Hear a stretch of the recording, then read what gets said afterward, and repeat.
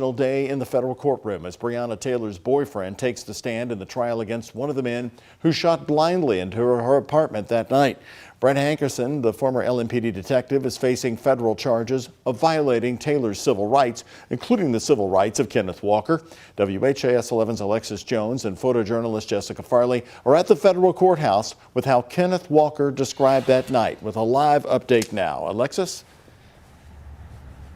Doug, the trial kicked off with an emotional testimony from Kenneth Walker. Walker broke down in tears in front of the jury as he relived the moments of LMPD's raid. Walker says the night before March 13th was like any other. He and his girlfriend Breonna Taylor grabbed a bite to eat, then drifted off to bed while watching a movie.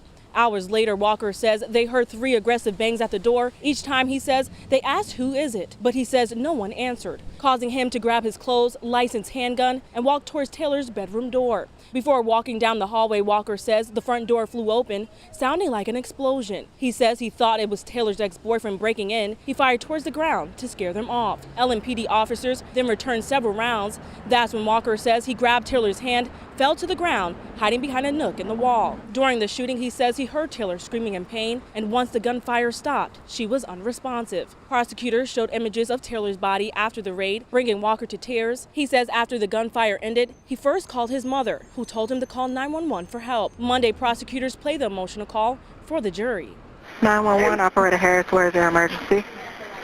I don't know what's happening. Somebody kicked in the door and shot my girlfriend. Okay, where are you located?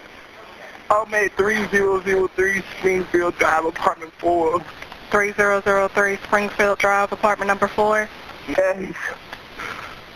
Oh my God. After speaking with dispatchers, Walker says he stepped outside to flag officers down, but quickly realized their guns were pointed at him. Defense attorney Stu Matthews then circled back to a point he made on the first day of trial that Hankison fired in response to the sound of a rifle. Walker responded saying there was no rifle in the apartment that night. While on the stand, several experts supported his answer. LMPD Sergeant Jason Van says no rifle was found at the scene and only one casing matched Walker's handgun, while forensic specialist Steve Hughes says 10 casings inside of Taylor's home match Hankison's pistol. The defense also showed footage of Walker getting arrested. In the video, he told officers Taylor fired his handgun. Walker admitted to saying that to stay alive, but he says he later told officers the truth to clear Taylor's name.